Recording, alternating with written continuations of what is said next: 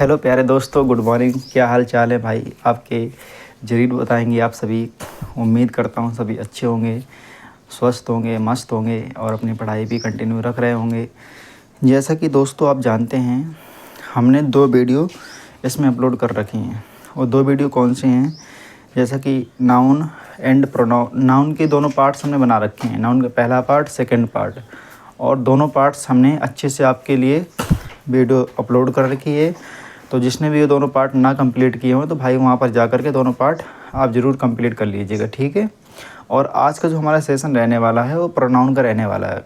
Pronoun सीखेंगे आज हम कि भैया ये प्रोनाउन क्या होता है और किस किस टाइप से हम प्रोनाउन का यूज करते हैं। मोस्ट इम्पॉर्टेंट टॉपिक भी है, यहाँ से भी पेपर में क्वेश्चन बनते हैं। तो उम्मीद करूँगा मैं जितनी भी सारी बातें रहेंगी तो आज की क्लास से फिर मैं आपसे बात करूँगा, ठीक है। चलिए देखते हैं आज का अपना जो टॉपिक रहने वाला है।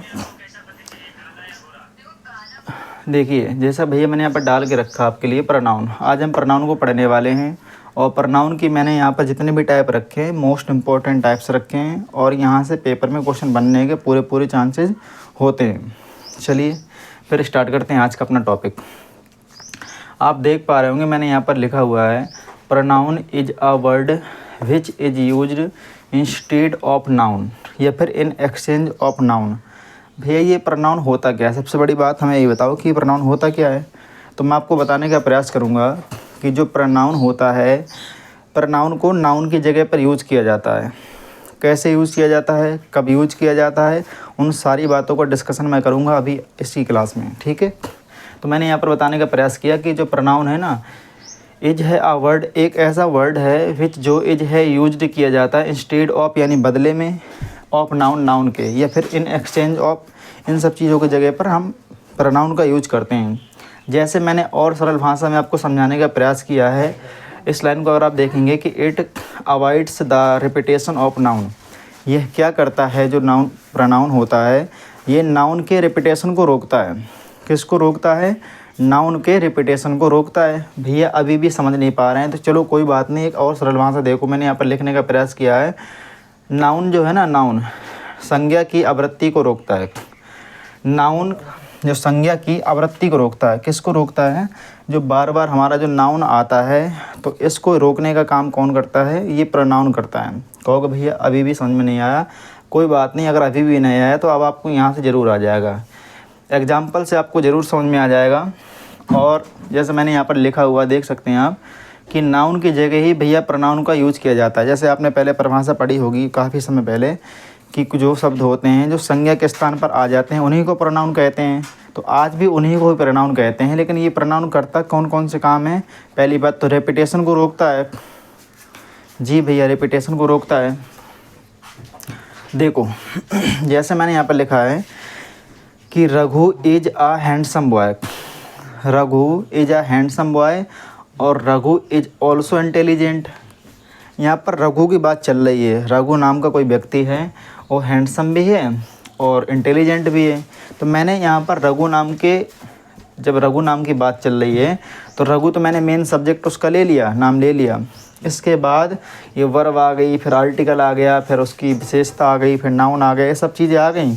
लेकिन जब मैं आगे से सेंटेंस स्टार्ट कर रहा हूँ फिर से यहाँ रघु से, तो बार बार देखो जब यहाँ भी रघु है और यहाँ उसी की बात तो चल रही है कि वह कैसा है, वह इंटेलिजेंट है, किसी दूसरे की बात तो चल नहीं रही है। जब उसी की बात चल रही है तो फिर रघु लिखने की ज़रूरत यहाँ पर क्यों है, बताओ मुझे। जब एक बार रघु आ गया और रघु की ही कहानी आगे चल रही है, अगर यहाँ पर कोई और होता, जैसे यहाँ पर कोई श्याम आ जाता, तब तो ये ठीक था। लेकिन जब रघु है, फिर से रघु आ गया, फिर से रघु आ गया, अरे भाई क्यों बार बार यूज कर रहे हो? इसलिए तो नाउन प्रोनाउन बनी है कि मैं नाउन को रोक सकूं, है ना, इसलिए प्रोनाउन बनाई गई है। तो प्रोनाउन ने कहा कि बार बार आप यहाँ पर इस रघु का यूज नहीं करेंगे। इसकी जगह आप क्या लगा सकते हैं? इसकी जगह आप लगा सकते हैं यहाँ पर ही लगा सकते हैं, ही। जब आप ही लगा देंगे तब ये पूरा प्रॉपर ठीक है, ठीक है। तो इसी की रेपिटेशन को रोकने का काम करती है हमारी प्रोनाउन, और कोई बड़ा टास्क नहीं है, ज़्यादा कोई मुश्किल चीज़ नहीं है। मुश्किल थोड़ा सा यहाँ पर है जो मैं आपको बताऊँगा। जैसे हम एक एग्जांपल और देखेंगे मेरे भाई, सीमा इज़ अ ब्यूटीफुल गर्ल, ठीक है, सीमा एक सुंदर लड़की है, कोई दिक्कत नहीं। आगे देखो, और सीमा इज़ वेरी क्लेवर ऑल्सो, सीमा बहुत चालाक भी है। अब जब सीमा की बार बार हम बात कर रहे हैं तो सीमा सीमा लिखने की ज़रूरत क्या है, ये प्रोनाउन अलाउ नहीं करता है, इसीलिए तो प्रोनाउन बना है कि मैं नाउन के रिपीटेशन को रोक सकूं। तो इसने कहा भाई कि सीमा यहाँ पर मेन सब्जेक्ट चल जाएगा, लेकिन यहाँ पर आप बार बार सीमा का यूज नहीं करेंगे, आप यहाँ पर लगा सकते हैं, उसकी जगह पर सी लगा सकते हैं क्योंकि लड़की है सीमा। तो समझे कैसे नाउन के रिपीटेशन को रोकेगा। जी भैया, हमने देख लिया कि नाउन के रिपीटेशन को रोकने का काम कौन करता है, वो तुम्हारा करता है प्रोनाउन। और कैसे रोकता है मैंने आपको एग्जांपल के माध्यम से दिखा दिया। अगर भैया प्रोनाउन आएगा तो नाउन की जगह पर ही आएगा, किसी तीसरी जगह पर नहीं आ सकता। इस बात का आपको बहुत अच्छी ध्यान रखना पड़ेगा। जी चलिए देखते हैं हम आगे। ये जो है ना, ये मैंने जो यहाँ पर एक बॉक्स बनाया हुआ है, ये बहुत ही ज़्यादा महत्वपूर्ण बॉक्स है। अगर यहाँ से क्वेश्चन बने, भाई देखो यहाँ से क्वेश्चन बनना 100% के लिए बात पक्की है। अगर यहाँ से क्वेश्चन नहीं बनेगा तो फिर कहीं से नहीं बनेगा प्रोनाउन में, क्योंकि यही तो मेजर पार्ट होता है इसका, और इसी को मैं अच्छे से डिस्कशन करूँगा। हम काइंड्स ऑफ प्रोनाउन में ये सब देखा करते हैं कि पहला पार्ट इसका जो होता है पर्सनल प्रोनाउन, और पर्सनल प्रोनाउन को जो हिंदी से बोला जाता है व्यक्तिवाचक सर्वनाम बोल दो या फिर पुरुषवाचक बोल दो, उसी के अंदर हमारा ये पहला वाला जो बॉक्स है ना, ये इसमें आता है। तो चलिए भाई, मैं आप इसको डिस्कशन करके बताता हूँ, और ये इम्पोर्टेंट भी है, महत्वपूर्ण भी है, और पेपर में ज़रूर यहाँ से क्वेश्चन बनने के चांसेस होते हैं। आप देख पा रहे होंगे मैंने यहाँ पर लिखा हुआ है subjective case, objective case, possessive case, possessive adjective और पजेसिव प्रोनाउन और रिफ्लेक्सिव प्रोनाउन। आप यहाँ पर देख पा रहे होंगे मैंने सब्जेक्टिव केस में लिखा हुआ है आई है, वी है, यू है, ही है, सी है, दे है और इट है। आई मीन्स मैं और वी मीन्स हम, यू मीन्स तुम और ही मीन्स वह। यहाँ पर जो एच ई वाला जो ही होता है भाई, ये पूरी की पूरी मेल जाति को संबोधित करता है। मतलब आप जैसे यहाँ पर किसी का नाम भी आ जाए जो मेल कैटेगरी में आएगा, तो जैसा ही के साथ में बिहेवियर होगा वैसा ही उस मेल के साथ में भी बिहेवियर मुझे करना पड़ेगा। जैसे इसने ही ने यहाँ पर हिम ले लिया, यदि किसी यहाँ पर मेल का नाम भी आ जाएगा तो वो भी यहाँ पर हिम लेगा, वो भी यहाँ पर हिज लेगा, सेम प्रोसेस लेकर चलेगा आगे को। इसी प्रकार से आपका ये सी होता है। ये जो सी है ना, ये जो फीमेल, ये पूरी फीमेल जाति को संबोधित करता है। जैसे यहाँ पर इसने सी ने अपने इस प्रकार से हर ले लिए, तो यहाँ पर जैसे किसी लड़की का नाम आ जाएगा तो भी यहाँ पर इसके जैसे सेम प्रोसेस लेकर चलेगी आगे को। समझ गए भैया? जी समझ गए। और आगे देखिए आप, जैसे हमारा एक दे भी होता है THEY वाला, और एक हमारा यहाँ पर इट भी होता है। ये का सारे के सारे सब्जेक्ट होते हैं, है ना। नाम यहाँ पर मैंने ले लिए, यहाँ पर मेल वाले नेम आ जाएंगे, यहाँ पर फीमेल वाले नेम आ जाएंगे। इसका ऑब्जेक्टिव केस देखने का प्रयास करेंगे। मुझे पता ये चीज़ें आपको आती भी होंगी, लेकिन मैं इसमें कुछ नया बता के चलूँगा, इस चीज़ को आपको समझना है बस। आई के लिए मी का यूज करते हैं ऑब्जेक्टिव में, और वी का जो ऑब्जेक्टिव भाई होता है वो अस होता है। यू का जो ऑब्जेक्टिव होता है वो यू ही रहता है। सा सब्जेक्ट बोलो चाहे ऑब्जेक्ट बोलो, यू का यू ही रहता है, और ही का हिम हो जाता है ऑब्जेक्टिव केस। सी का हर हो जाता है, दे का देम हो जाता है, दे का देम हो जाता है, और इट का इट ही रहता है। आइए बात करते हैं पजेसिव एडजेक्टिव की। ये पजेसिव एडजेक्टिव क्या होता है भैया? पजेसिव एडजेक्टिव वो होता है जो अधिकार दिखाता है कि ये चीज़ मेरी है। जैसे आई का जो पजेसिव एडजेक्टिव होता है, अगर मैं इसमें हिंदी से बात करूं तो इसको बोला जाता है अपने के लिए जो आता है। जैसे मैंने बोला कि मैं अपना पाठ याद करता हूं, तो मैं यानी कि अपना, तो आई के लिए जो आएगा ना अपने के लिए, तो यहाँ पर वो माई आएगा। तो ये होते हैं पजेसिव एडजेक्टिव। ये क्या होते हैं? ये पजेसिव एडजेक्टिव होते हैं, है ना। जैसे कि आई के लिए माई आ जाएगा, वी के लिए आवर हो जाएगा, और यू के लिए योर हो जाएगा, ही के लिए हिज हो जाएगा, सी के लिए हर हो जाएगा, दे के लिए देयर हो जाएगा, THEIR वाला देयर हो जाएगा, और भैया इट के लिए इट्स हो जाएगा। और लेकिन यहाँ पर इट का जो ऑब्जेक्टिव रहता है वो इट ही रहता है। इट का ऑब्जेक्ट इट ही रहता है, इट का पजेसिव एडजेक्टिव इट्स होता है। नई बात देखेंगे भाई। हाँ देखो, मैंने यहाँ पर कुछ लिखा हुआ है, जैसे माई है, आर है, योर है, हिज है, हर है, देयर है और इट्स है। ये हमारे कुछ ऐसे पजेसिव एडजेक्टिव होते हैं जिनके पीछे, मैं ये वाली बात आपको जर्नल बता रहा हूँ, और ये हर जगह यूज होगी, कोई इसको रोक नहीं सकता है, कोई इसको रोक नहीं सकता भाई। ये वाली बात 100% मैं करके चल रहा हूँ, ठीक है। तो जितने भी आपके ये सारे वर्ड होते हैं, ये पजेसिव एडजेक्टिव वाले, मैंने इसमें लिखा हुआ कि इनके पीछे हमेशा नाउन जरूर आ रही होगी। ये बिना नाउन के नहीं आ सकते हैं, इनके पीछे नाउन का आना मैंडेटरी है। ये बिना नाउन के नहीं आते हैं, इनके पीछे नाउन जरूर आएगी। ये मैंने यहाँ पर लिखा हुआ है 100% यहाँ पर नाउन का आना कंपलसरी होता है, मैंडेटरी होता है। बिना नाउन के ये वाले वर्ड नहीं आते हैं। ठीक है जी भैया, इतना समझ गए हम। इनके पीछे कहीं ना कहीं नहीं, तुरंत बगल में ही नाउन लगी मिलेगी। तुम सोचो कहीं ना कहीं नहीं, तुरंत जस्ट बगल में। ठीक है जी, आ जाओ हम बात करते हैं पजेसिव प्रोनाउन की बात करते हैं। पजेसिव प्रोनाउन की बात करते हैं। तो पजेसिव प्रोनाउन जैसे कि भैया आई का माइन होता है, और वी का आर्स होता है, यू का योर्स होता है, हिज का भाई हिज ही रहता है, और सी का हर्ष होता है, देयर का देयर्स होता है, लेकिन इट का कुछ नहीं होता है ना, इट से चक्कर में न पड़ना। लेकिन अगर मैं आपसे बात करूं, क्या इनके पीछे नाउन आती है? इनके पीछे कभी भी नाउन नहीं आती, क्योंकि इनके अंदर खुद नाउन बैठी रहती है। कहोगे भैया कैसे? जैसे मैं आपको एक फॉर्मूला लिख के दिखाऊं। जैसे मैं यहाँ पर बोलूँ कि माई प्लस नाउन बराबर क्या होता है? माइन होता है, माइन।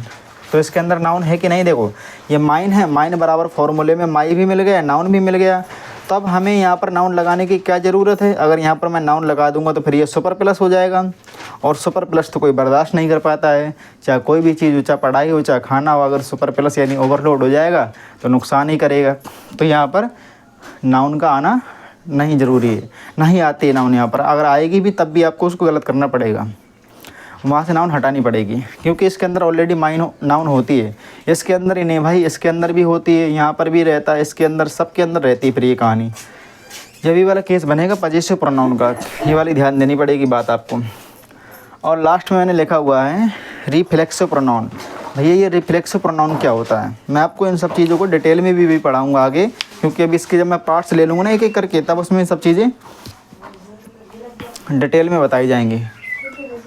जैसे कि आई के लिए माई सेल्फ होता है, और वी के लिए आवर सेल्फ्स होता है, यू के लिए योर सेल्फ्स होता है, और योर सेल्फ्स भी होता है, और ही के लिए हिम सेल्फ होता है, हर के लिए हर सेल्फ होता है, देम के लिए देम सेल्फ्स होता है, और इट के लिए इट सेल्फ होता है। आपने यहाँ पर देखा कि मैंने इसने पहला यानी कि सब्जेक्टिव वाला पार्ट, ऑब्जेक्टिव वाला part, possessive adjective, possessive pronoun और रिफ्लेक्सिव प्रोनाउन, इन सभी टाइपों की बात कर ली है। ये वाले टाइप्स आपको आते भी हैं, मुझे पता है आपको चीज़ों आती भी हैं, लेकिन एक बार अच्छे से अगर आप इनको समझ लेंगे ना तो फिर यहाँ से क्वेश्चन गलती नहीं होंगी। क्योंकि ये पता है बहुत जगह गलती करवाते हैं। जैसे कि हम बात करते हैं डायरेक्ट इनडायरेक्ट की, जब नरेशन बनाया जाता है तो इनका बहुत यूज होता है चेंज करने के लिए। और इसमें मैंने लिखा हुआ है, देखो यहाँ से हम पर्सन को भी समझेंगे, ये भी इम्पोर्टेंट होता है। जो मैंने पहले एरो बनाया हुआ, ये वाला एरो आप देख पा रहे होंगे आई और वी में। तो जो आई और वी होते हैं भाई, ये आपके फर्स्ट पर्सन होते हैं, ये फर्स्ट पर्सन की कैटेगरी में आते हैं, ठीक है। लेकिन जो हमारा यू होता है अकेले, यू हमारा सेकंड पर्सन होता है। यू कौन सा पर्सन होता है भैया? सेकंड पर्सन होता है। तो आई और वी पहला पर्सन हो गए, और तुम्हारा यू सेकंड पर्सन हो गया। बाकी जितने बच गए, चाहे वो ही हो, चाहे सी हो, चाहे इट हो, कुछ भी बच जाए, वो सारे के सारे थर्ड पर्सन की कैटेगरी में आते हैं। किसी का भी नाम ले लो आप, वो थर्ड पर्सन की कैटेगरी में आएगा। तो तीनों पर्सन समझ गए ना आप? आई और वी फर्स्ट पर्सन होता है, और सेकंड पर्सन में यू आ जाएगा, थर्ड पर्सन में आपका सब आ जाएंगे, इन दोनों को, तीनों चीज़ों को छोड़ करके। ही है, सी है, इट है, दे है, किसी का भी नाम ले लो आप, सब कुछ आ जाएगा भाई उसमें। ओके जी भैया, मैंने यहाँ पर लिखा हुआ ना कि एनी नेम, सब कुछ आ जाता है। देखो आज मैंने आपको इस प्रोनाउन का एक बेसिक स्ट्रक्चर बताने का प्रयास किया है, क्योंकि देखो प्रोनाउन चैप्टर है तो बहुत बड़ा, लेकिन तुम्हारे पेपर में जहाँ से क्वेश्चन बनते हैं मैं वहीं से प्रयास कर रहा हूँ कि मैं आपको वहीं से कवर कराने का प्रयास करूँ। तो आप परेशान ना होइए, अगर मैंने सरल टाइप भी लिया है तो मैं कल की क्लास में इसका कठिन वाला पार्ट भी लेकर चलूँगा, है ना। तो आपको बिल्कुल निश्चिंत रहना है कि भैया ने आज सरल सरल चीज़ें ले ली हैं और कठिन चीज़ें छोड़ दी। तो ऐसा कुछ नहीं होगा, मैं सारी चीज़ें लेकर चलूँगा, सरल भी कठिन भी सब कुछ लेकर चलूँगा, है ना। तो बिल्कुल आपको परेशान नहीं होना है। तो सारी चीज़ें आप समझ गए होंगे। हमें डेफिनेशन पे नहीं जाना है, डेफिनेशन इतना इंपॉर्टेंट नहीं होती है, बस हमें समझना ज़रूरी होता है कि नाउन का यूज कहाँ पर होता है, प्रोनाउन का, सॉरी मैं बार बार नाउन बोल जा रहा हूँ यार, है ना। प्रोनाउन का यूज़ कहाँ पर होता है, कैसे होता है, कब कब करना है और कौन कौन से सब्जेक्ट होते हैं, ऑब्जेक्ट कौन कौन से होते हैं, पजेसिव एडजेक्टिव कौन कौन से होते हैं, नाउन कहाँ कहाँ लगती है, कहाँ नहीं लगती, यही ज़्यादा महत्वपूर्ण होता है। तो उम्मीद करता हूँ कि आज आपने ये जो वीडियो के माध्यम से इन चीज़ों को जानने का प्रयास किया होगा और समझ भी चुके होंगे। देखो साथी, डेली हमारी आपकी वीडियो आ रही है ना, और आती रहेगी। आपको बिल्कुल परेशान नहीं होना है। अगर मैंने इस चीज़ को बोला है कि मुझे 15 दिन की क्लास आपको करवानी है तो मैं करवाऊँगा। बस आपको धैर्य बना के रखना है और मेहनत करते रहना है। क्योंकि मैं आपको एक लाइन बताता हूँ जो मैं बार बार बच्चे को बताता रहता हूँ, मुश्किलों से डरकर नौका पार नहीं होती, मुश्किलों से डरकर नौका पार नहीं होती और यूं ही किसी की जय जयकार नहीं होती। मुश्किलों से डरकर नौका पार नहीं होती और यूं ही किसी की जय जयकार नहीं होती। लेकिन ये वाली आप भी बात जानते हैं कि कोशिश करने वालों की, मेहनत करने वालों की कभी हार नहीं होती। तो फिर आज की क्लास यहीं पर ऑफ करते हैं। Thank you. जय हिंद, वंदे मातरम।